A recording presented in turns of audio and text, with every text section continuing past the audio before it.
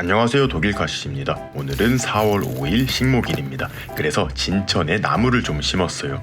럭키 해피 쭈나 짱순이 하우스 뒤쪽에 공간이 좀 있어서 그곳에 나무를 심었는데 요즘 대세는 나무를 화분에 재배하는 거더라고요. 그래서 화분에도 제가 좋아하는 나무를 하나 심어보았습니다. 화분과 땅에 나무를 잘 심는 방법을 알아보고 수국 근황들도 한번 살펴볼게요. 사실 나무를 심은 날짜는 식목일 하루 전날이에요. 식목일날 비가 온다는 예보가 있어서 하루 전에 나무를 심었습니다. 진천에는 아직 벚꽃이 예쁘게 피어 있어요. 오늘 진천에 심어볼 나무는 바로 왕벚나무입니다. 진천 온실 바로 옆에 왕벚나무를 재배하시는 이웃 사촌이 계셔서 세 그루를 구입해 왔어요. 3년생으로 기본 수영이 잘 잡혀 있어서 고르기가 정말 힘들었습니다. 정확한 것은 아니지만 왕벚나무는 목대에 상처가 있으면 잘 아물지 않기 때문에 큰 상처가 있는 나무는 되도록 피하는 것이 좋고요. 윗부분은 가지가 3지에서 4지 정도로 분화된 것이 나중에 좋은 수영으로 자라요. 대부분 상태가 너무 좋았어서 고르기가 정말 힘들었습니다. 묘목인데도 꽃을 피우는 애들도 보여요. 어렵게 나무를 선택하고 나니 사장님께서 직접 분뜨기 작업을 해주셨어요. 분뜨기는 나무를 흙에서 뽑아내는 것이 아니라 어느 정도 흙을 같이 떠올리는 거예요. 땅으로 이식했을 때 터리묘보다 안정적으로 활짝합니다. 초보자들은 이 작업을 하기가 굉장히 어려운데 작업 전에 삽을 날카롭게 갈아오시더라고요. 예리해진 삽으로 한 번에 푹푹 뿌리를 끊어줘야 흙이 깨지지 않고 딸려옵니다. 완전 동그란 모습으로 분이 떠졌어요. 이걸 녹화마대와 끈으로 묶어주셨는데 아직도 많은 분들이 집에서 나무를 심을 때 이 녹화마대를 다 풀러내고 심으시더라고요. 그대로 심으시는 거예요. 녹화마대와 끈은 자연 분해되는 소재라서 몇 년 지나면 삭아서 없어집니다. 오히려 녹화마대를 풀러내다가 흙이 깨져서 맨뿌리가 드러나는 불상사가 생길 수 있어요. 자, 이렇게 새 식구가 될 왕벚나무 세 그루를 온실로 데려왔습니다. 돼지 아빠님이랑 함께 골랐는데 너무 잘 고른 것 같아요. 수영이 쫙쫙 뻗어 예술입니다. 왼쪽 두 개는 땅에 심을 거고 오른쪽 조금 키가 작은 것은 화분에 심어줄 거예요. 이곳은 약간 경사가 지는 곳이라 나무를 심기 전 살짝 깎아서 평평한 공간을 만들었어요. 그 위에 나무들을 올려둔 상태입니다. 왕벚나무 앞에도 길쭉한 공간이 좀 보이는데 이곳에는 수국들을 쫙 심어줄 거예요. 수국은 오늘 심을 것은 아니지만 살짝 근황을 알려드릴게요. 작년 노지에서 삽목해서 작은 화단에 심어둔 애기 수국들입니다. 지상부 가지는 다 죽었지만 땅 아래에서 새 가지들이 올라오기 시작했어요. 그런데 아직 땅 아래에서 새순이 올라오지 않은 수국들도 있어요. 죽은 지상부 가지를 잡고 살짝 당겨보니 뿌리는 내려 있습니다. 그래서 봄비가 내리고 나면 쑥 올라올 수 있기 때문에 조금 더 기다렸다가 옮겨줄 거예요. 화단에 심고 남은 비실비실했던 수국들은 당시에 화분에 심어뒀었잖아요. 이렇게 대부분 살아 있습니다. 노지로 옮기기 전 그늘진 옥외에서 햇빛 적응 중이에요. 리빙박스에 삽목해둔 수국 근황도 많이 궁금해 하시더라고요. 이렇게 새순들이 많이 올라오고 있습니다. 100% 성공하지는 못했어요. 아직 새순이 없는 맨 가지들도 죽은 것 같지만 뿌리가 잘 내려 있어서 옥외로 옮겨서 지켜볼 계획이에요. 옆에 리빙박스에는 굉장히 귀여운 모습을 볼 수 있습니다. 애기 삽목묘들인데 꽃을 물었어요. 한 개만 그런 게 아니라 4개 정도가 꽃을 물었습니다. 무사히 꽃을 피우면 정말 귀여울 것 같아요.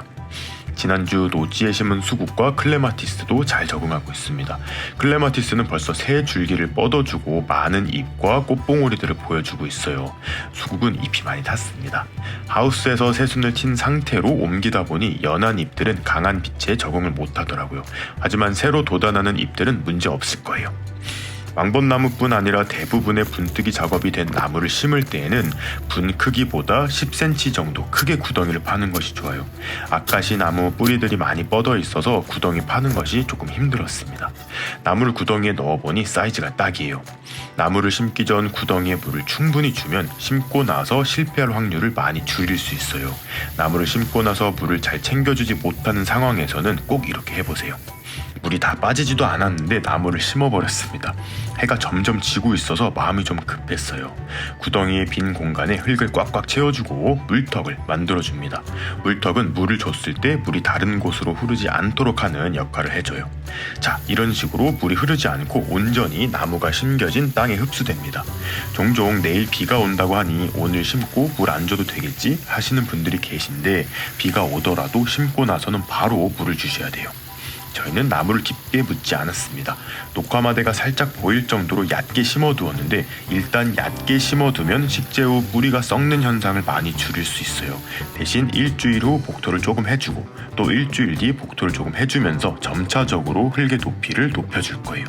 자, 이렇게 왕벚나무 1호 식재가 완료되었습니다. 가지치기는 굉장히 잘 되어 있는 상태이기 때문에 앞으로 가지치기는 해주지 않을 거예요. 왕벚나무는 잘못 전지해서 상처가 나면 잘 아물지 않고 심하면 나무 전체가 고사하기도 해요. 기본 수영이 잘 잡혀 있어서 이 뒤로는 알아서 예쁜 수영으로 성장해 줄 거예요. 이호도 같은 방법으로 심어주었는데 얘는 꽃도 달고 있습니다. 너무 예쁘죠? 내년에는 조금 더 많은 꽃을 보여줬으면 좋겠습니다. 자, 3호 왕벚나무는 화분에 심어서 예쁜 토피어리 형태로 키워볼 거예요. 왕벚나무는 화분에서 절대 못 키운다고 하시는 분들도 계신데 제가 홍천에서 3년 정도 키우고 있는데 잘 성장하고 있습니다. 물론 땅에 심어 키울 때에 비하면 성장이 더딘 것이 사실이지만 화분에서도 충분히 기를 수 있어요. 다만 화분에 키우는 벚나무는 여름에 물을 말리게 되면 이듬해 꽃을 피우지 않는 경우가 있으니 물 관리를 굉장히 잘해야 돼요. 심고 나서 이동하기가 어려울 듯하여 화분의 위치를 잡아주었습니다. 빛이 하루 종일 잘 드는 온실 왼편 외벽이에요. 노숙을 시작한 구상나무와 로즈마리들도 이곳으로 옮겨주었는데 아쉽게도 골든 로즈마리 한 주가 화분에 적응을 하지 못하고 고사했어요. 마음이 너무 아픕니다. 그래도 할 일은 이어가야겠죠. 사이즈가 큰 에어포트 화분을 준비했어요. 화분 전체에 구멍이 뚫려 있어서 뿌리가 상하는 것을 막아줍니다. 지름이 2뼘 정도 되는 가장 큰 사이즈예요. 왕벚나무를 심어줄 흙은 산흙을 사용하였습니다. 홍천 정원에 심어둔 애들은 밭흙과 상토를 반반 섞은 밭흙 믹스였는데 이번에는 산흙 100%로 심어서 성장세를 비교해 보려고 해요. 사실 어떤 흙을 사용하더라도 배수가 잘 되고 바람만 잘 통한다면 큰 문제 없이 화분에서 나무를 키워낼 수 있습니다. 여러 가지 흙에서 나무들을 키워보고 여러분들께 결과까지 알려드릴게요. 자꾸 이야기가 다른 쪽으로 새는데 올해는 화분에서 복숭아 나무도 키워볼 거예요. 지난달 복숭아 농장을 하시는 구독자님께서 온실을 방문하여 접목하는 방법을 알려주고 가셨거든요. 왼쪽에 푸릇푸릇한 거는 구독자님이 접목하신 거고 오른쪽 앙상한 애들은 저랑 돼지아빠님이 한 건데 다 실패했어요. 역시 접목은 쉬운 일이 아닌 것 같습니다. 복숭아 묘목들은 100% 원예용 상토에 심어두었는데 현재는 순항 중이에요. 화분에 심을 왕벗은 녹화마대를 제거하고 심을까 고민을 많이 하다가 그대로 심었어요. 혹시나 싶어 여러 나무 전문가들께 자문을 구했더니 그대로 심는 것을 추천해 주셨습니다. 나무가 한쪽으로 쏠리지 않게 윗부분을 잘 잡고 흙을 채워줍니다. 역시 접목 부위가 흙에 묻히지 않도록 해주었어요. 지금 보시면 따로 지지대를 해주지 않았는데요. 산흙 자체가 무거워서 목대가 흔들리지 않아서 저희는 세우지 않았는데 상토로 심으시는 분들은 꼭 지지대를 해주셔야 돼요. 상토는 가벼워서 뿌리가 활착하기 전에는 작은 바람에도 넘어갈 수 있기 때문입니다. 물을 주고 마무리하려는데 예상치 못한 복병이 나타났어요. 옆에 구멍들로 흙물이 자꾸 나오는 거예요. 물론 흙이 다 유실되는 건 아니고 미세한 흙들만 나오는 거라 큰 문제는 없겠지만 살짝 걱정이 되더라고요. 그래서 화분에도 물턱을 만들고 물을 줬더니 아주 좋더라고요. 혹시 에어포트 화분을 사용하실 분들은 이 방법도 참고해주세요. 왕벚나무를 다 심고 복숭아 나무들도 로즈마리 앞으로 다 꺼내 주었습니다. 옆에 왕벚나무는 존재감이 엄청나죠. 야간 기온도 많이 올라서 월동을 끝낸 수국들도 옥외로 나갈 시기가 되었어요. 하루하루 다르게 새잎들이 많이 나오고 있어서 얼른 옮겨 주었습니다. 수국들은 온실 입구 쪽에 진열을 해줄 거예요. 동향이라서 아침 해가 들고 정오 이후에는 해가 가려지는 그런 공간입니다. 어마어마하죠. 작년에 비해 빵이 많이 커져서 몇 화분은 진열대에 올라가지도 못했어요. 조만간 다시 한번 재정비를 해주어야 할 것 같아요. 화분 속 뿌리를 확인해보니 아직 꽉 차진 않아서 올 가을까지는 분갈이를 하지 않고 비료만 주고 성장을 시켜줄 계획입니다. 왕벚나무를 심고 수국을 옥외로 다 꺼내고 나니 예보했던 봄비가 투둑투둑 내리기 시작했어요.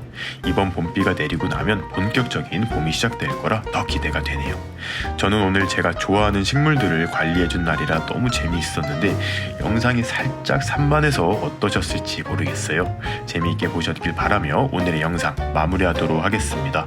그럼 오늘도 재미있게 보셨거나 도움이 되셨다면 구독과 좋아요 그리고 알림 버튼까지 눌러주시면 감사하겠습니다. 뿅.